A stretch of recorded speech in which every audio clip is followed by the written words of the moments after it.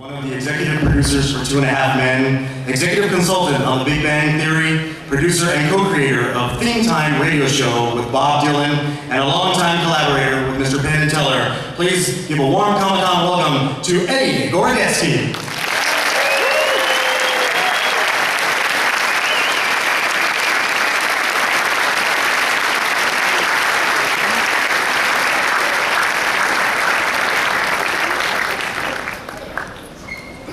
This thing on? Yeah.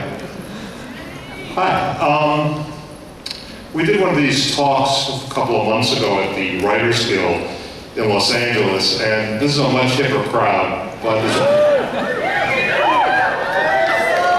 they had more people dressed like Wonder Woman there, though, believe it or not. It's a very hip crowd, but there's one thing you might not know, and I just want to kind of tell you one little piece of information about some punctuation. It's about the ampersand, the and symbol. In writing credits, the ampersand is really important. When you see two people working or a group of people working with an ampersand, it means they're a team. They've actually worked together, you know, like Batman and Robin, Abbott and Costello, Leopold and Loeb.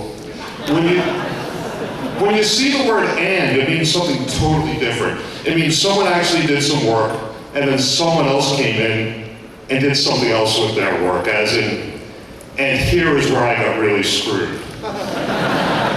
Now, Penn and Teller, they use an ampersand. That means they're an actual team.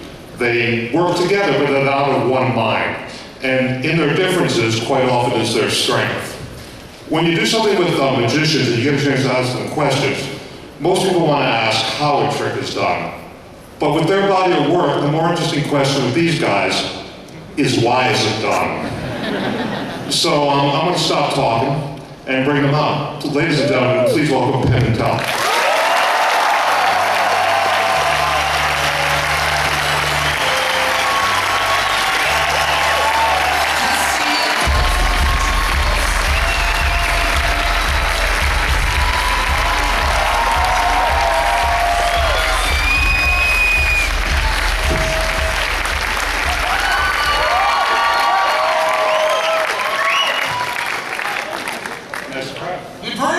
Very nice. We were watching them from the balcony as they were coming in. It was wonderful. When I was on Larry King bubbling. They all got cameras too. You know, I had a bunch of questions I want to ask, and I'm going to just change the format a little bit. Not that much. It's not going to be a yodeling competition.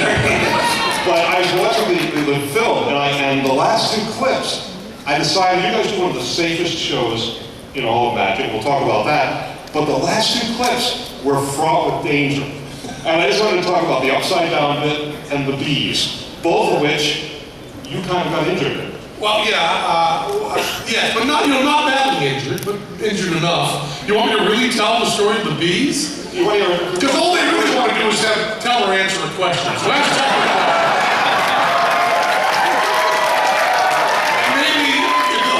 Going really, really well, I'll tell the story of the bees. But that's for later when we get to know her a little bit. Teller, you're going to talk tonight, right? No.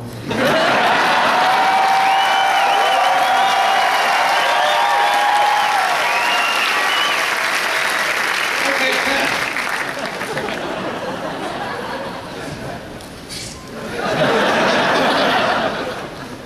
Is it hard when did you decide to make it a mute act? Was that like a conscious decision, or did it become born necessity? I've always been attracted to the idea of lying without speaking. And that's because as a kid, I was really into magic, and whenever I'd see a magician or read magic patter in a book, I would become embarrassed. So I just thought it was an interesting challenge to see whether I could do actions that would lead people to come to incorrect and pleasant conclusions.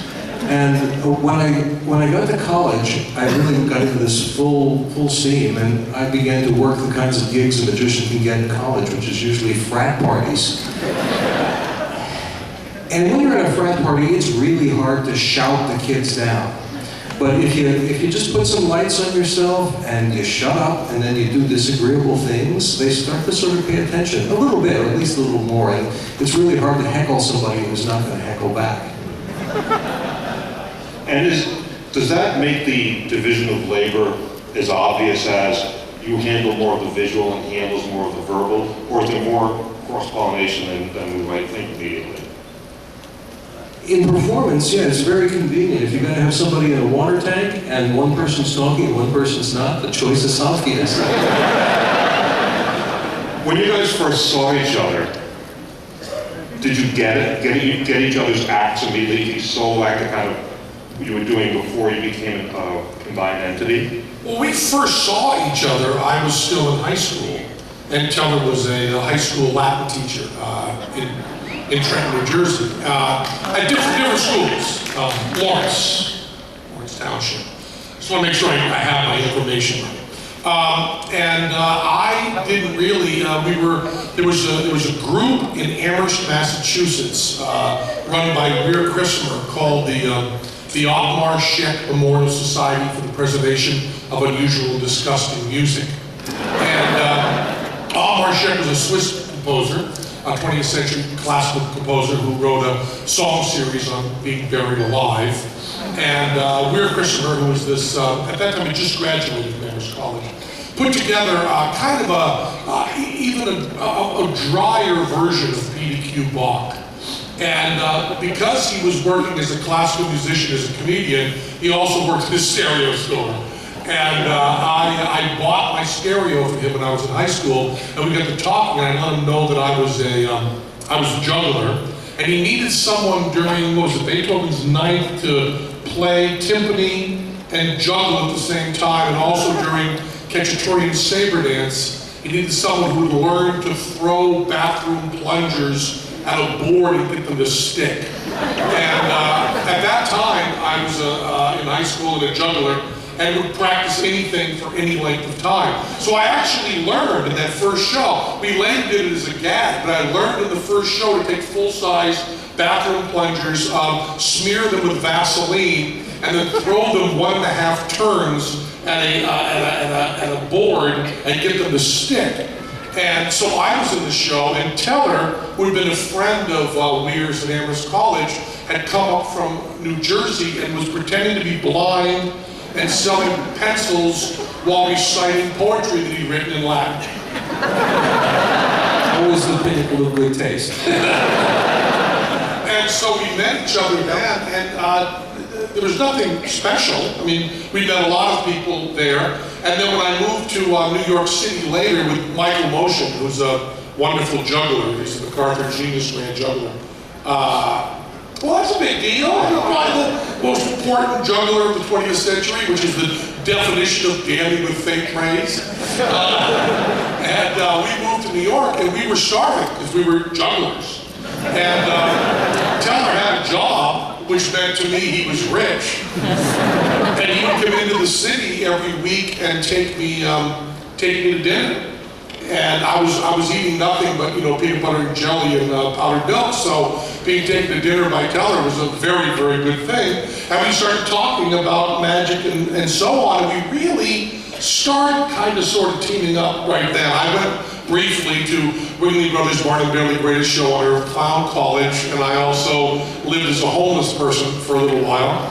But then we teamed up and started it. So I tell this in our Broadway show, but I saw Teller in like the basement of a library, is where I remember it, although it may not be correct, doing a thing where he swallowed 100 needles and 6 feet of thread and brought the needles up threaded. And I just thought it was so boss, and the fact that he was working silently was great. And I really did like very much that trick. I don't remember any of the rest of your show. It's fun. But it was mostly the conversations we were having about the theoretical stuff that could be done with theater, because I hated magic. Neither one of us liked any of the comedy that was going on at that time. We didn't have really very many theater shows that we liked, and we just had in our mind that maybe we could do something a little different. And it was all from that conversation just continuing to this day. We do that stuff. What was important was that we were having this over food, and Penn began to associate the idea of eating with me. Yeah. Well, that brings up an interesting point. We've traveled in time now to a point where, David Blaine has shown us that someone can actually get laid from a card trick, which is like a huge difference from what you guys used to talk about, where magic, when you guys were doing the things that were kind of groundbreaking, was mostly, what was the quote? Greasy guys? She said, greasy guy in a tux, torturing women in front of Mile Art with bad, smoldering white boy Motown music. And shoving dumps into boxes. Yeah, yeah, it was all that box stuff. We hated it. And we've traveled a bit further. That magic, as you know, those guys are doing like the card floor, which is on YouTube, that have 2 million hits and whatnot. It's a much different world. How do you feel magic is being portrayed now? Is it a different kind of bad? Is it a different kind of bad comedy? And how about how magic is, like this event, there's a lot of advertising for movies that purport to show magic. How do you feel about how magic is being portrayed in the media and in pop culture right now? Well, there's basically two schools of magic.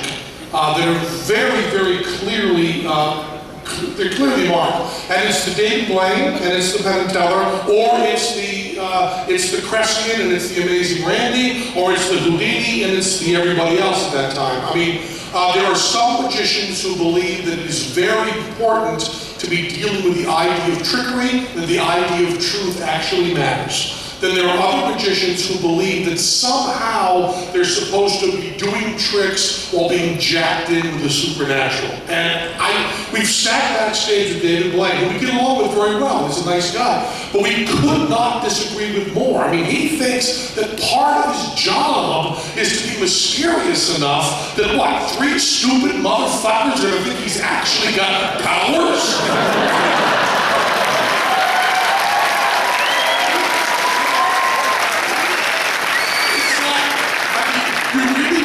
The only question you want to ask David Blaine is, who the fuck do you think you're kidding? You know, because he really isn't. I mean, are there people who actually believe that he has some sort of power? Chris Angel is actually, ooh, there's something about him, he's able to do something. What?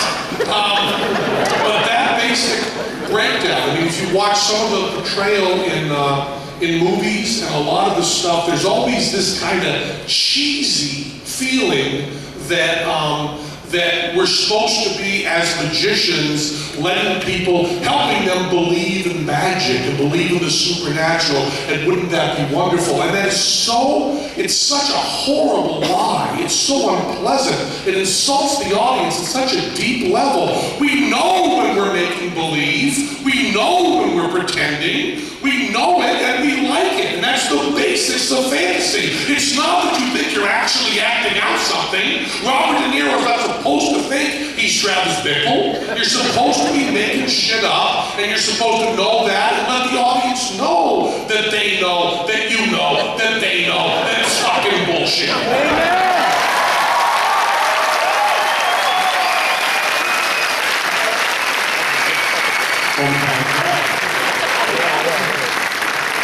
I mean, the fact that, and this is the crowd that gets insulted by that, because they think that the fact that people are playing around and dressing up means that they don't understand basic contemporary physics. And that's just not true. I haven't seen that in this crowd. Well, there are people that think they can actually fly. They just want to pretend they can fly for 5 minutes.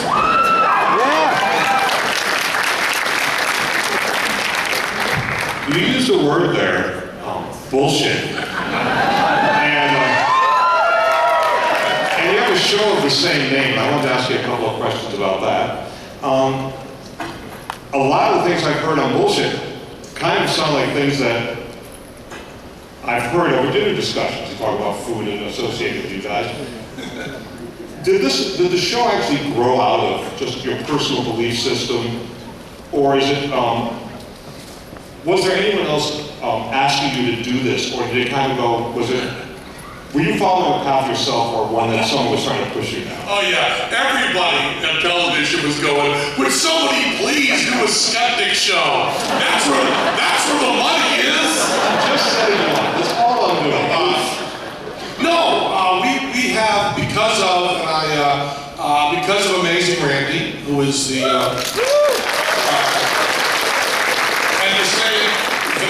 rather directly, if there were not Amazing Randy, there would not be Penn and Teller. He created us. And Randy, from the moment anybody would listen to us about doing a TV show, we would pitch doing a skeptical show. And at that time, we were on Broadway and stuff, and we were hanging out with you all the time. A lot of people wanted to listen to us about having a show. And we would go in and we would pitch. We're going to do a skeptical show. We'd just say there's no ESP and there's no fairies and there's no no talking to the dead and this kind of stuff. And they would say, yeah, great, we're going to do that show. And you'll do a few shows like that. And then one of the shows, you'll show something real that you can't explain.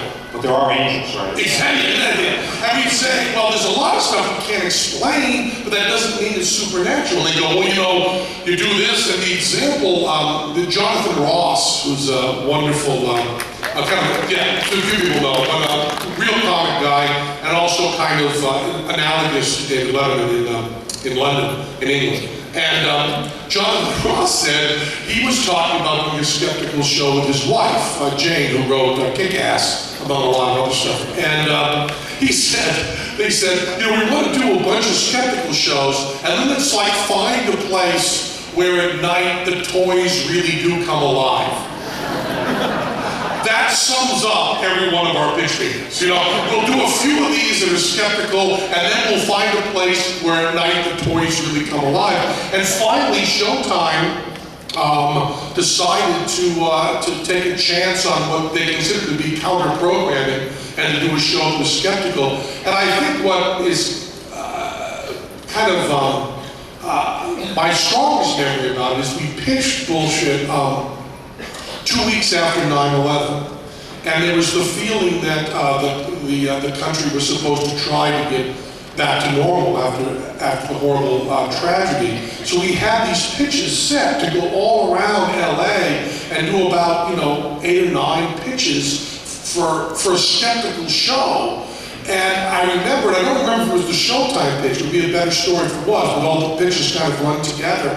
I remember saying to them that we were going to make a prediction, and it was not a prediction based on anything supernatural, but a prediction just based on what we knew about people, and that we would predict that John Edwards, within 4 months, would announce a show where he was going to speak to the dead of 9/11.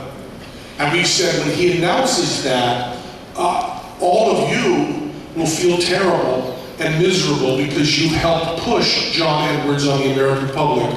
John Edward on the American public. And Teller and I will feel okay because at least we tried to give a skeptical point of view.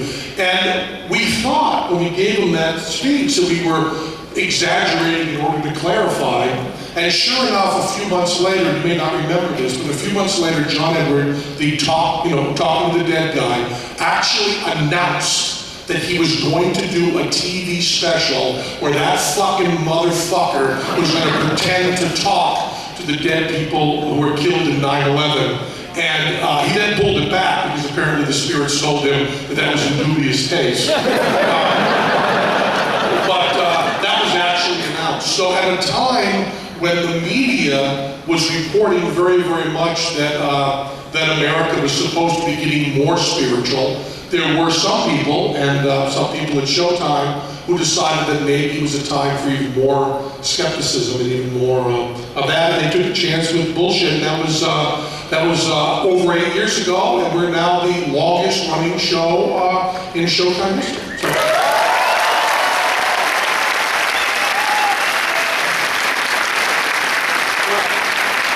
8 years is a long time, and one of the things that you kind of taught me about skepticism and atheism, which I always found really strong, is the fact that many people think that atheists, skeptics are closed-minded, but the truth is that they're more open-minded. Extraordinary claims require extraordinary proof. And one of the things you always told me that was evidence of that was when I think it was Einstein with the theory of relativity? Yeah. When he first proposed that, postulated that, a bunch of scientists said, oh, this is wrong, so this doesn't work. And he kind of showed his work, like we are supposed to do in our SATs, and they all said, oh, we're wrong, he's right. And being able to admit you're wrong with more information is one of the greatest things in the world, I personally think. And now you're 8 years in. Are there any shows that you kind of look back and go, ooh, you know, maybe we should have, you know, not taken that stance, or maybe we have new information now? We're right more than Einstein.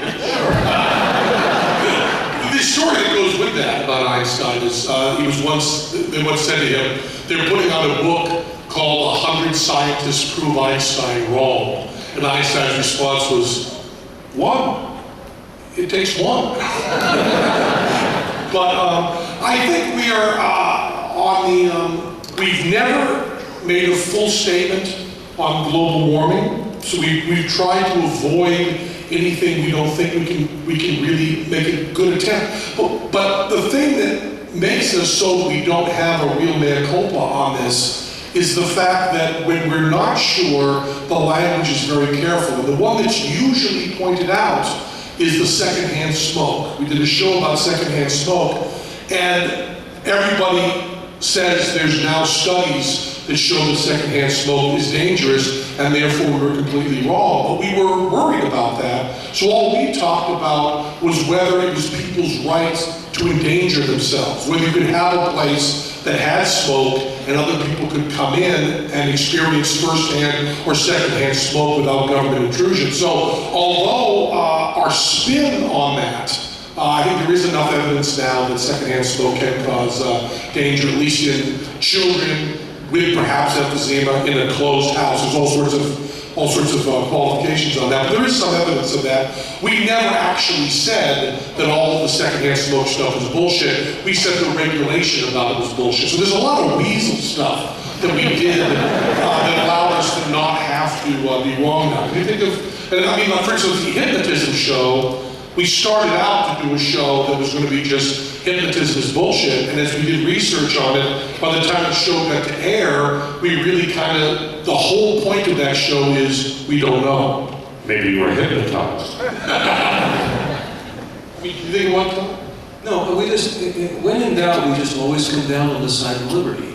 And that's a position that is unassailable.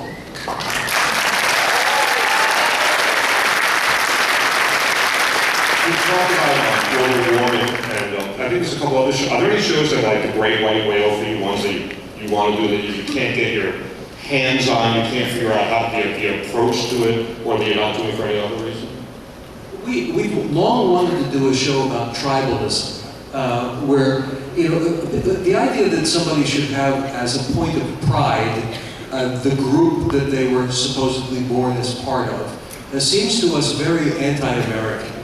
It seems as though the point of being an American is that you are not attached to queen and country from the past. You are your own individual. And we wanted to do a show about that for quite a while. It's a little hard to persuade Showtime that that's the right kind of topic for us. Well, the problem with that topic is that once you say that people shouldn't have white pride, you almost have to say that there shouldn't be any other kind of pride. And we do not believe in any pride in any ancestry whatsoever if there's not a group that you chose to belong to. And I mean, this is a wonderful example of a group that everybody here chose to belong to, you don't get born into. And those are the groups, to me, that are beautiful and wonderful. But the groups that you claim pride in who your great-great-grandfather was seem like complete bullshit. We haven't been able to sell Showtime on that. We also, not that they don't believe differently, it's a hard show to do. We haven't done TSA yet because there are legal implications. You can't shoot video there legally, but we may, if we do season 9, we really very much want to try to do TSA, because that's just, I mean, that's a big stinking fucking pile of bullshit.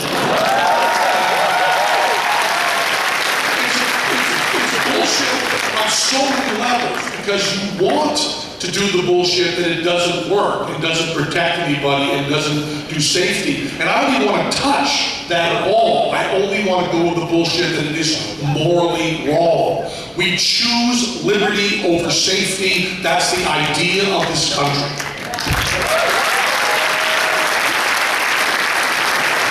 Just want to ask you a couple more questions. questions, then we'll open it up to Q&A. Scientology also.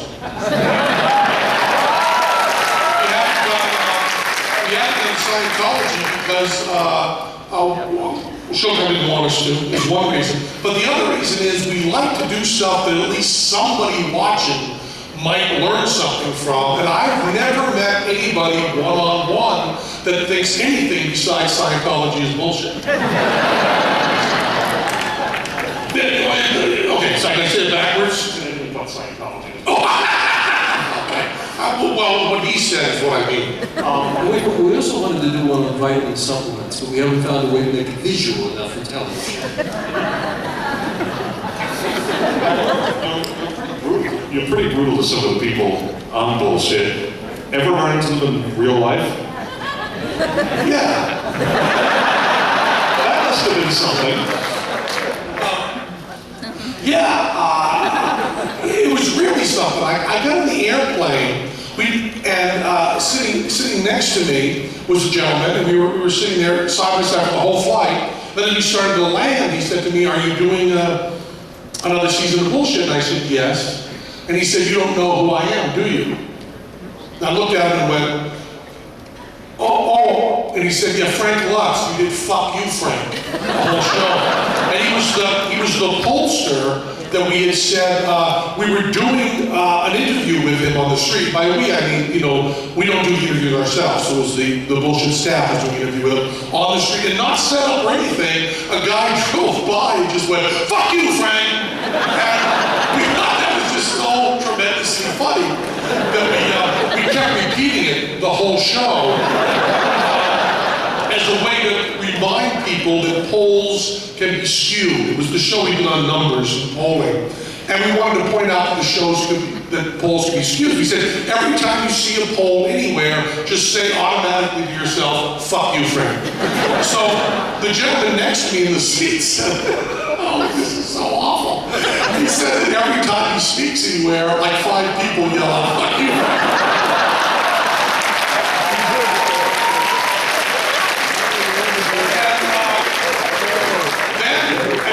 The punchline of this story is pretty remarkable. We walked through to the terminal, and I didn't back down or anything that I said on the show because I didn't disagree with it. And he didn't say anything. But it turns out we agreed on huge amounts of things politically, and he came to our show, and we hung out, and we talked to him afterwards, and now I correspond with him in email. He's a wonderful guy. And I still say that the certain polls that he did were bullshit, and he's also told me in what ways they are and how he spins them and stuff like that. And I don't think I regret anything. I don't regret doing the show. I don't regret saying "fuck you, Frank," and I don't regret being nice to him on the airplane. It's just a wonderful thing about the marketplace of ideas. You just spin ideas around like that. So Frank is A-okay. If anybody's, anybody knows Frank and you see him, yell out, instead of yelling "fuck you, Frank," yell, "Penn says you're A-okay." One last question, I'll open it up to the audience. You guys have worked together for how many years now? 35? 35, yeah, forever. And one of the things I think that keeps you together is you have a very healthy sense of your own individuality. You both work on really interesting solo projects. And what I was wondering is if each of you could recommend one of the other guys' solo projects to this crowd. It's hard to recommend one because I would recommend them all. I mean, Teller's working on a show that's going to go off Broadway called Play Dead with Todd Robbins. That's a wonderful look at seances and talking to dead and stuff like that. The book "Someday All This Will Be Yours" that Teller wrote about his father and his mother is a wonderful book. If you want to know anything about David P. Abbott, a really important magic inventor of the early 20th century, there are 2 big volumes, huge, that Teller wrote that are wonderful. And I mean, I can't think of anything he's done that isn't great. So if it says Teller on it, buy it. If it says Penn in front of it, buy it still. I'm a huge fan of really everything that Penn's done. Penn did a radio show that was the best radio show ever. As you guys know. Right? And he said really because, and and he's also done a radio show with Bob Dylan. That's why he said. No, yours was the best. Okay. Undoubtedly, yours was the best. He's got a book on atheism coming out next year called. Oh, I have to remember the name of it. It's called God No. Signs You May Already Be an Atheist and Other Magical Tales by Ben Gillette. It's kind of like you might be a redneck if. Yeah, exactly. You know, Penn's got a sort of verbal blog thing called Penn Says, right? Actually, Penn Says it's gone. It's now called Penn Point. Penn Point. There's also Bugle Me, which supplied the bags to y'all tonight. Yeah. When he talks, listen. He's on Larry King. And the Aristocrats, which features Steve Gornetsky. We're going to get a chance to talk about that. The Aristocrats? Yeah. I know, we should talk about that. And what was it like being in the Aristocrats? Fantastic. I can't walk into a bar now.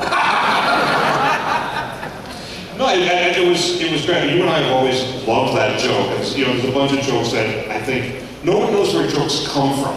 And so you can't do that documentary. So it's kind of nice to do the documentary of where they go and how they get there. And the fact that it was a joke that's such an odd, shaggy dog story that turns really quickly. It was really like you said, it was like jazz. And it was kind of great to look at a bunch of interesting comic minds. Like in the same way that you hear Bill Evans, Thelonious Monk, Oscar Peterson all do the same song, and it's structurally the same song, but what they bring to it is really interesting and really different. It was great to see that kind of thought process applied to comedy. You don't often see one joke as a template, and so you can really see the deviations from different styles. And so I just thought it was fantastic. It was an honor to be here. And it featured Eddie Gornetsky. She was pretty for applause. We have some people over there for questions. Hi.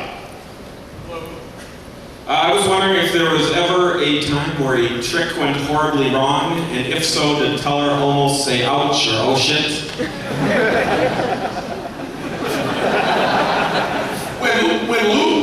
When Lou Reed was in our audience, Teller walked out on stage, saw Lou Reed, and said, "Jesus Christ." That was actually the first line of the show. Apparently he mistook Lou Reed for Jesus Christ. Well, that wasn't a mistake. There was, it does bring up an interesting point. Another difference we have with many other magicians, especially David Blaine and Chris Angel, very similar to our other difference, is that they like to do stuff that they explain to the audience might be really dangerous. And I believe, and we both believe, that we are asking people when we do our show, when we drown Teller or put a nail gun through my hand or do any of that stuff, we're asking people to laugh at death and suffering. And they cannot do that if there is any element of reality whatsoever in it. When there's a thing that happens that happens all the time where people who are, it especially comes down to the gamers and the comic book people and the movie people that say that they're obsessed with violence. They are not obsessed with violence. There is no fucking violence. There is pretend violence. One study that exists anywhere in the world that correlates fake violence with real violence. You can prove over and over again that people get desensitized to fake violence by watching fake violence, but it does not work on real violence. And you have people like George Romero, who have made the scariest movies that have ever been made, and is a hero, and he's never hurt one person in his life. And all that matters is what you do, not what you think. So Teller and I have never had a horrible accident, and we're trying really hard not to. And if you come to our show and think that anything that we do is really on the border of being dangerous, and we might really be hurt, fuck you. Don't come to our show. We're all here to have a good time and make believe and pretend. And if you think it's real, go watch NASCAR. You got someone else over there, I think. All right, Penn and Teller. I'm not sure if you remember, but 12 years ago you came to my house and filmed Home Invasion. Oh yeah.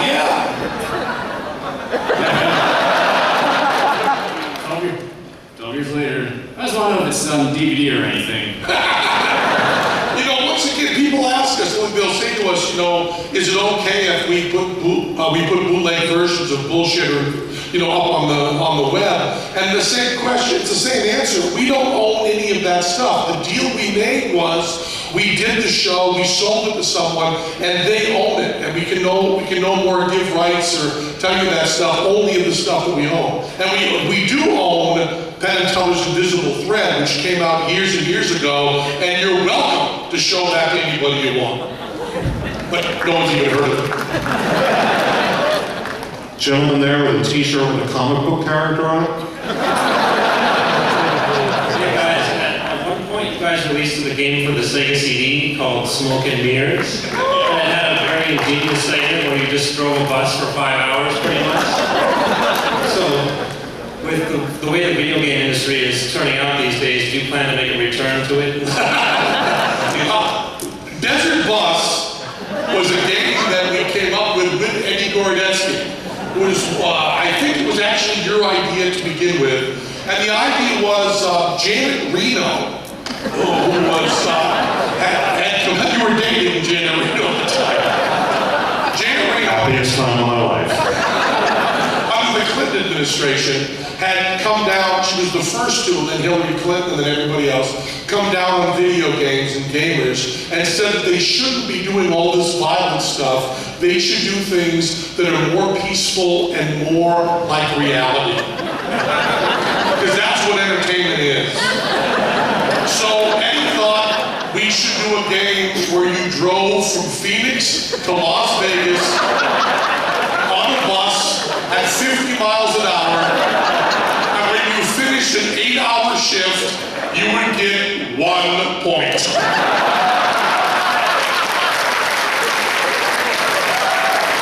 And the steering was screwed up, so it listed slightly to the left, so you had to stay on it. Otherwise, the tow truck came and towed you back to where you were again starting again. In real time, and there was no one got on the bus, no one got off the bus.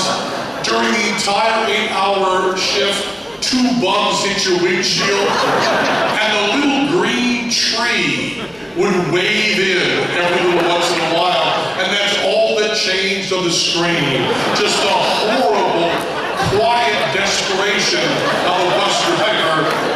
And that came out in Eddie Gorodetsky's Wikipedia entry, even though he's written all these TV shows and also does Theme Time Radio Hour with Bob Dylan. The first thing in his Wikipedia entry was one of the creators of Desert Bus.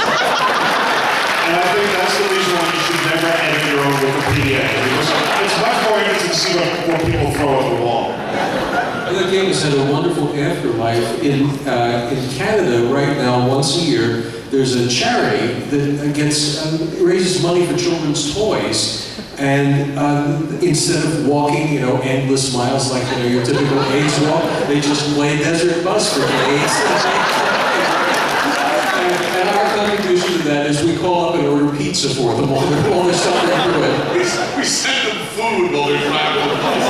But that's Desert Bus, and that's, I get asked, on my Twitter stuff, I get asked at least 3 times a day, when's the iPhone app for Desert Bus coming out? So, why don't you guys just develop the iPhone app and just put it out, would you? And just put somewhere in there, Eddie Gorodetsky and Penn and Teller. Another question? Yeah, you guys did an episode of Babylon 5, and I was wondering at the end, Teller, you leaned in and said, "Because it tells me to," and I'm wondering what that whole scene meant.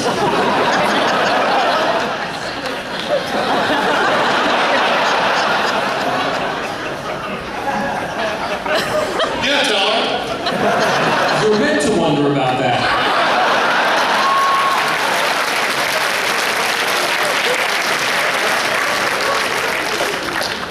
Another question?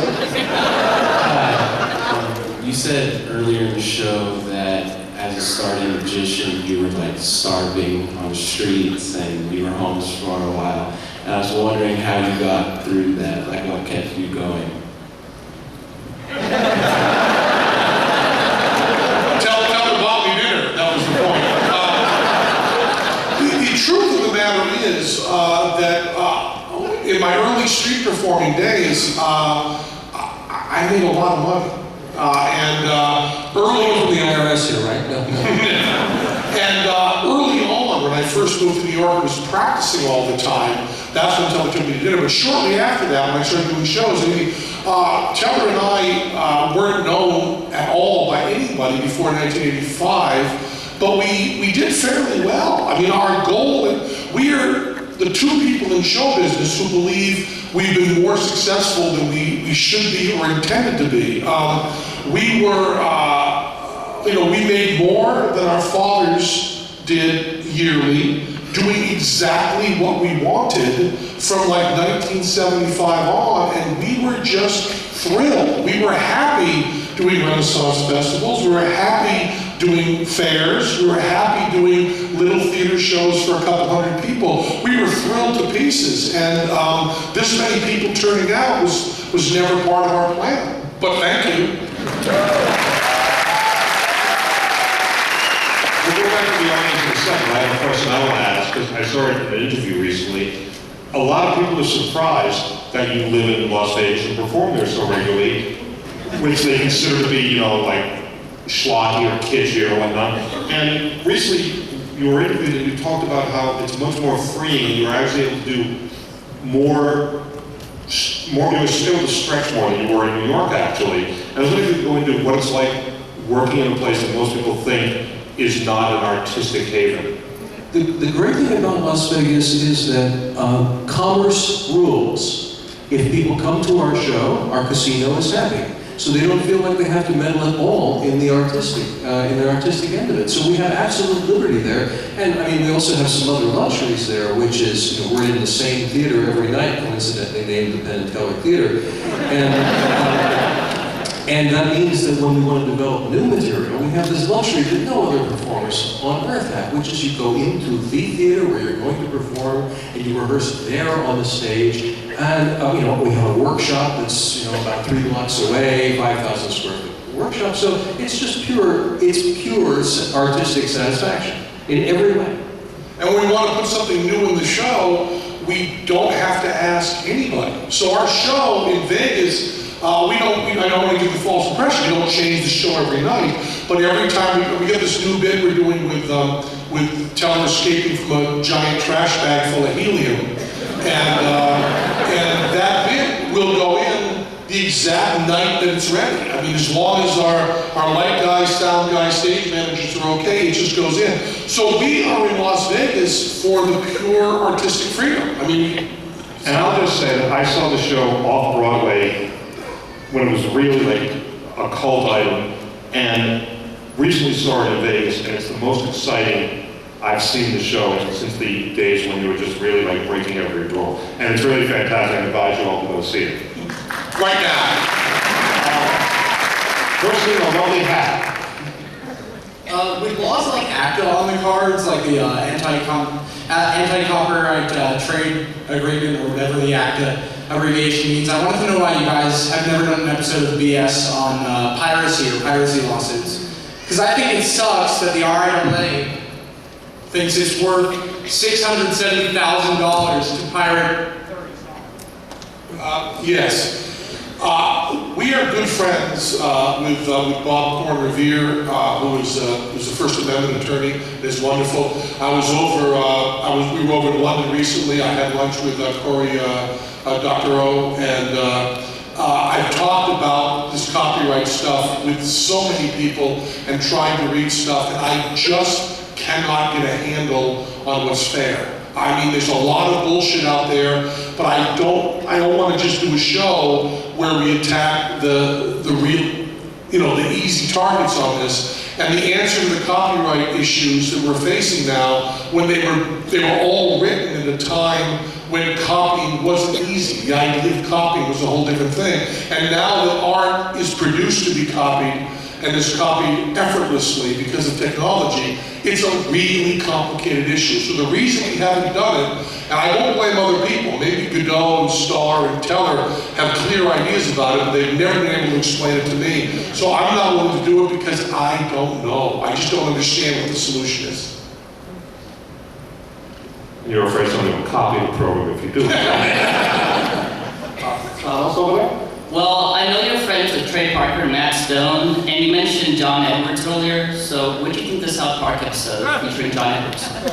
We have tried since the beginning of our career to explain the bullshit of cold reading and to explain the horror of these people that exploit the grief of other people. We have tried it in books, we've tried it on stage, we've tried it in television shows, and Trey and Matt did not only a better job than we ever did, but a better job we were ever going to do, and they did a better job that I think is close to the platonic ideal of explaining that stuff. It's one of the greatest shows I've ever seen.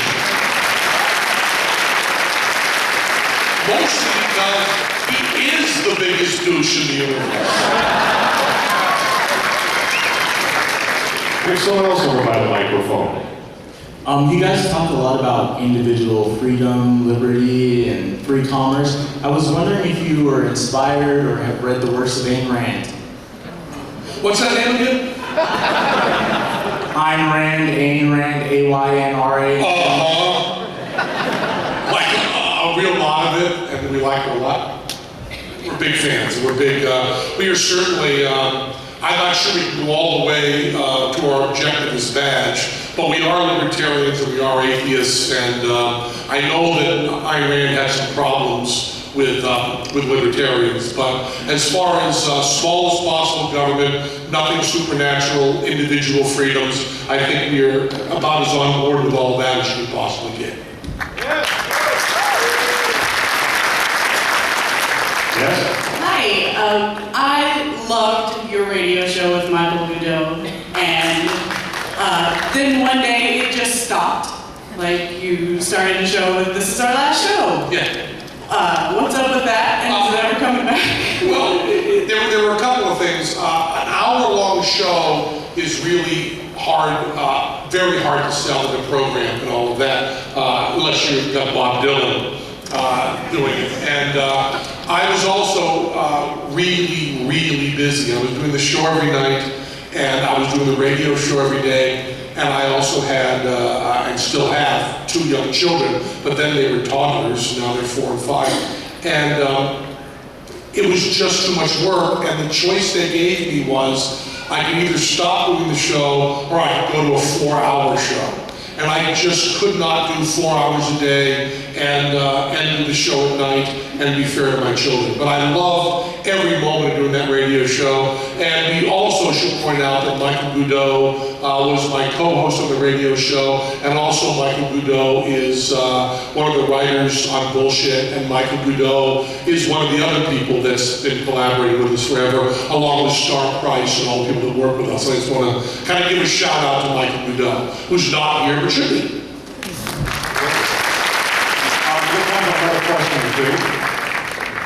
Hi there, my brother and I are huge fans, obviously, and we've seen the DVDs many times over, but we noticed season 7 you're missing an episode about the Vatican. I just wondered if you could talk about that and why it's not included or mentioned on websites.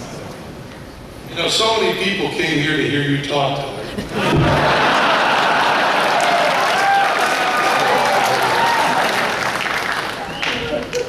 We do not have control over what's put on the DVDs, and I think the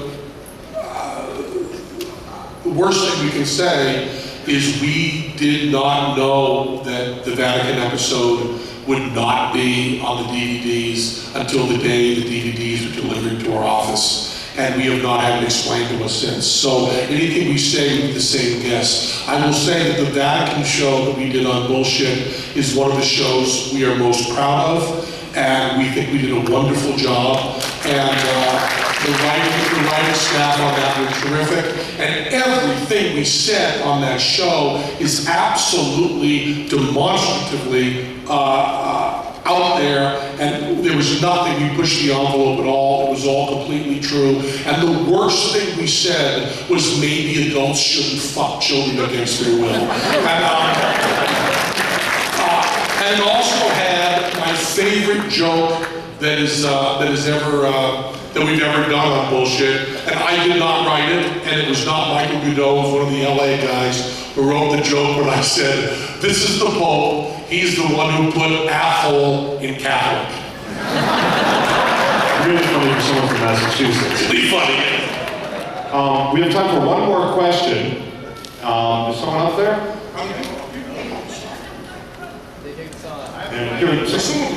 Someone running, and it is the last question, and make it a good one, or I'll judge you.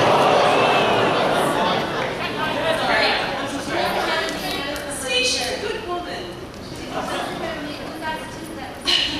Anyway, time. Okay, my question is, I wanted to clear up something that feels like it may have been a fever dream, but I saw a show back in the 80s in San Francisco, in North Beach, and there was this song about asparagus. And is that my imagination, or did that actually happen? Asparagus, asparagus, asparagus, asparagus,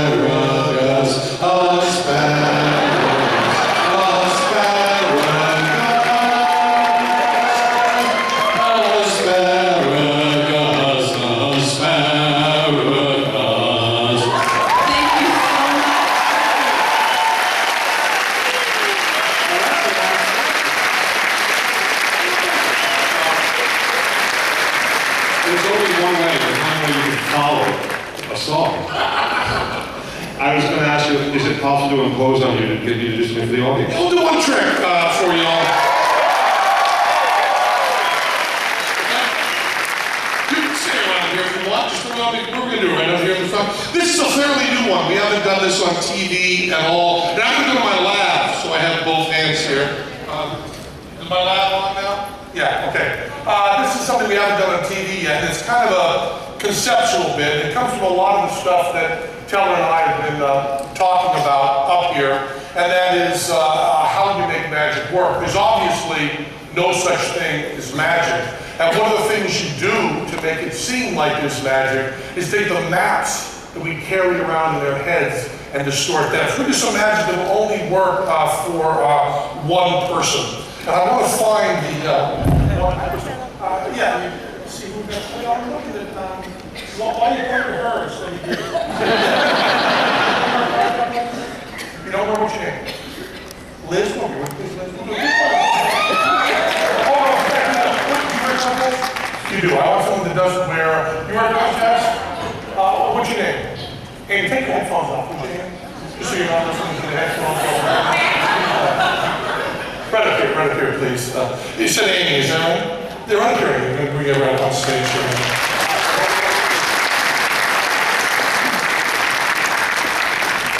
Right up here, Amy, and please do, why don't I go up the stairs here? We always press the jump up here, Amy. We'll try to put you kind of center stage, if you could please, Amy, right here.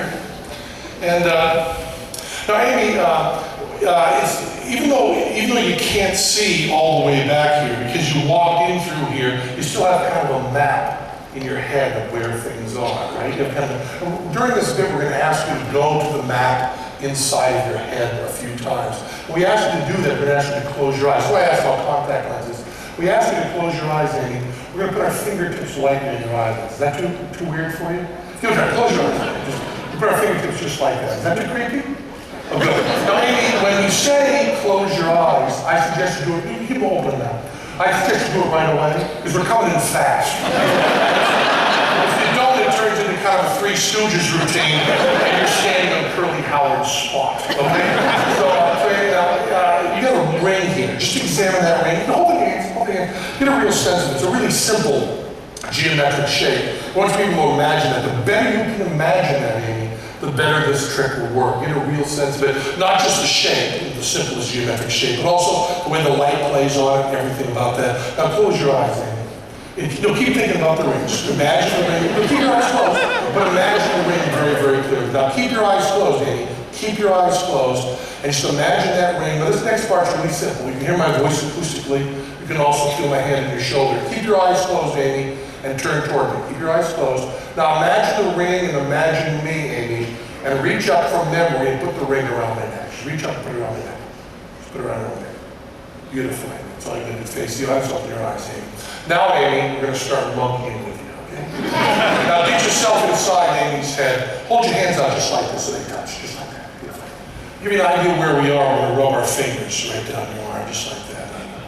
Amy, close your eyes, Amy. Close your eyes. Here's our fingertips there. Amy, we have one hand on each eye. We have one hand right above yours. Now reach out, Amy, just grab the wrists that are touching you, right above yours. Just grab those wrists, our wrists. Just grab our wrists. You put it on. Now, Amy, just a moment, I'm going to ask you to reach over, okay? And give Teller enough leeway so we can reach over and grab the ring around my neck. I'll bend over you so you can get a hold of it. Teller's holding the ring around my neck. In just a moment, Amy, he's going to pull the ring through my throat and link it onto you. Feel that, Amy? Turn around your arm here. See that? I'm going to get a little bit weird here, Amy. Face the audience. We're going to put our fingertips in your eyelids again. Close your eyes again. Close your eyes again. You have one fingertip on each eye there, Amy. Now reach over, Amy, and grab the ring in your right hand. Grab it around you, and just slide it off your arm there, Amy. You want to stay in contact with your right hand. Now, Amy, reach over and tap the ring against your arm, right above it. Just tap it above it, right there. Just tap it a couple times, Amy. Get a real sense of that ring, okay? Real sense of that ring. Now raise it up about an inch above your arm and hold it right there, Amy. Now just a moment, Amy, I'm going to yell the word drop. When I yell the word drop, you let go of the ring completely, let it bounce off your arm and clatter to the floor, okay? Get yourself inside Amy's head. It's the only place the match should happen. Okay, Amy? I'm going to yell at you now, Amy. Get ready and drop! Feel that, Amy? Feel it? Open your eyes, Amy. Open your eyes. Feel your arm around your arm there?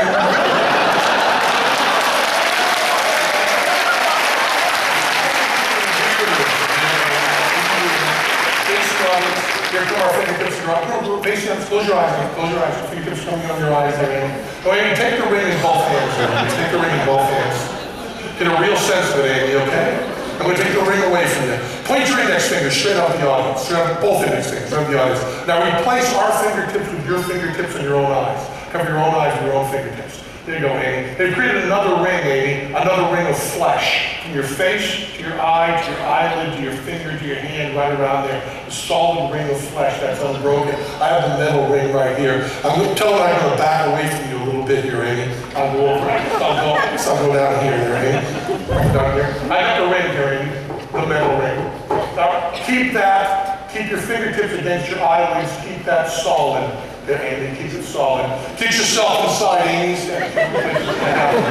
Okay, Amy, I will not hurt you. Stand still there, Amy. I'm going to link the two rings together, the ring of flesh and the ring of metal. I'm going to throw this ring through your neck. 1, 2, 3. Feel that, Amy? Feel it, Amy? Feel it? Open your eyes, Amy. Open your eyes, Amy. Take the ring out.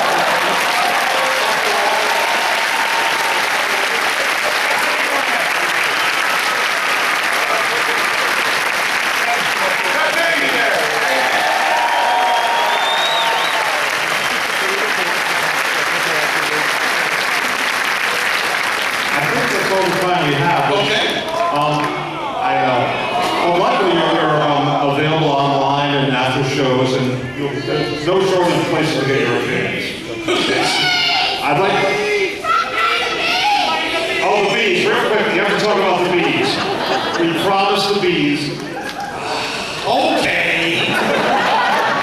This is going to take a few minutes, so if anybody wants to leave, the program is officially over now.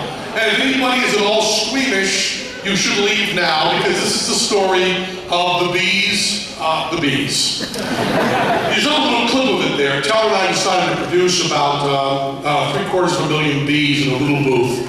And they were real bees. And we had been very, very careful. We had gone and gotten tests for allergies. Allergies for bee stings, insect stings, only tell you up to about 10 bee stings. After that, kind of all bets are off. And we also had, we had EpiPens around our necks. We were told how you went into anaphylactic shock from bee stings. We checked out the symptoms. We had a nurse there. We had a doctor there. There was an ambulance there. and we were going into this room to produce all these bees. Now Teller was doing all the barehanded bee productions, but he was producing them, dumping them over me. So eventually, he was dumping boxes of bees onto me while I was talking. Now bees will not sting except to protect themselves in the hive, and there was no hive. So the danger of being stung was not that great, except because I had to keep performing, I was trapping the bees in various places on my body, so I was getting stung now and again. And I also got stung, you can see this on YouTube, a bee goes into my mouth, stings me on the roof of my mouth, and while I'm talking, I go, and spit the sting out, which is probably the most macho moment of my life. And it was a live audience there, and a rather large live audience, so we had to go to make sure everybody in the audience was safe. And this was this little booth, there was a chamber there, so we had to go in there and then strip naked and be vacuumed in front of the audience, make sure there were no bees, and then step out and then get dressed. And during that, Teller got stung a couple of times, and I got stung about 25 times. And they were just little bee stings all over, and they weren't good. We were doing a whole TV special for NBC, so we were working hard and very, very focused. And then we talked about danger. A few bee stings is not real danger. So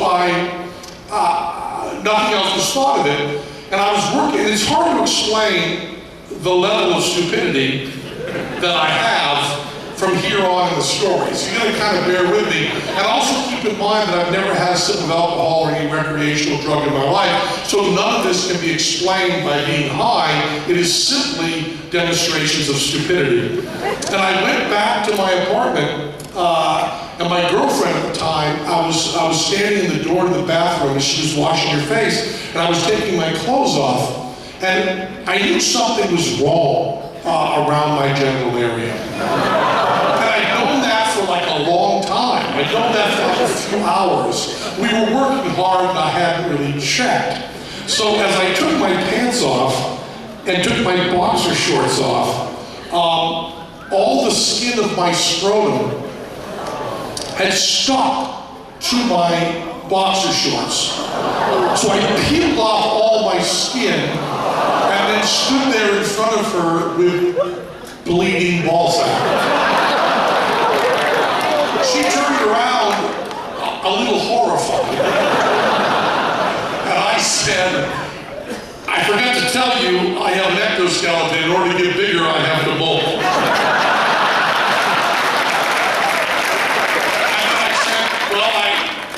Blowjob is out of the question. And she said, I'm taking you to the hospital now. And I said, it looks a lot worse than it is. It really does, because it's just the outer level of scrotal skin. And it's just peeled, and it looks terrible, but it doesn't feel that awful. I don't feel like there's structural organ damage. And I'm very, very tired, so I'm just gonna go to bed. I think of our breakup. I mean, she thought I was a psychopath. And I kind of put some gauze on my balls, and I went to bed, and I slept like a baby with all the skin coming off its balls. And I woke up the next morning, and I called my doctor, who's a friend of ours, Bruce, and I said, Bruce, all the skin peeled off my balls. My doctor said, cool. I want to see that. Come on in. And I said, because of a psycho, I said, no, I can't come in today because we're shooting all day. I have work to do. I'll come in at the end of the week. And Bruce said, oh, no, you're coming in right now. And I said, no, I'm not going to. He said, I will call up fucking New York Police Department and close down your show if you won't come in. So I the big thing done, and I went to the doctor and I pulled my pants down, and he said, okay, we have to talk. And he closed the door and took me aside and said, okay, your lies are up. I know you say you've never done drugs, but this is imperfection from street drugs. I know now that you are a heroin addict. bad street drugs and this is an allergic reaction.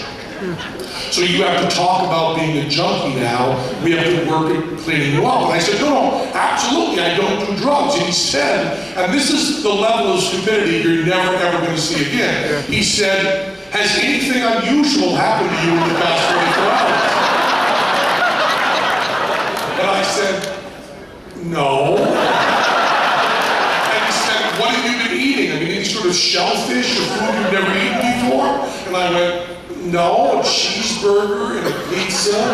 And he said, nothing unusual at all? I said, no, nothing. And he said, well, how's the special going? I said, we shot a few of the kind of remote things. We're doing the proper special today. We shot a lot of it to roll in yesterday. And he said, well, when are you going to do the bees? I said, we did the bees yesterday.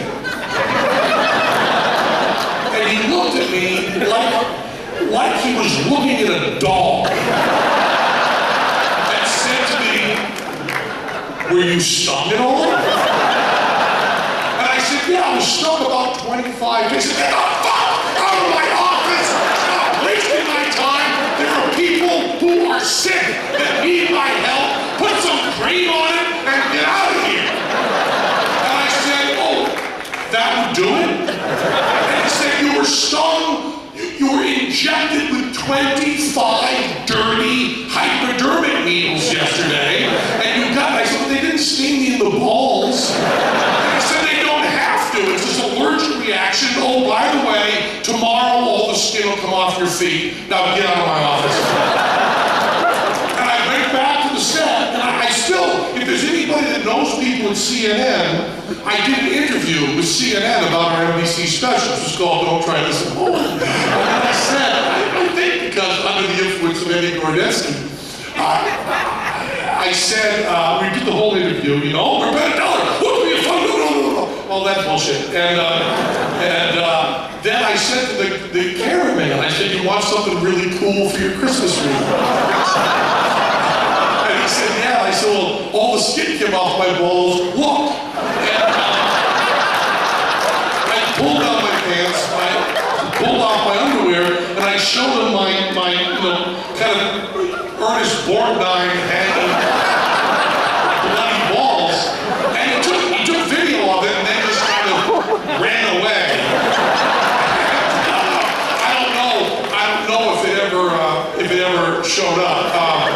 And then sure enough, by the end of the day, all the skin came off the top of my feet. And it was just like, you know, that really bad sunburn where the top layer of your skin just kind of peels off, it's kind of bloody underneath. That's how it was. It wasn't that terrible. But if anybody asks you who the stupidest motherfucker you ever met in your life was, please just tell them Penn Jillette with his bloody b-balls.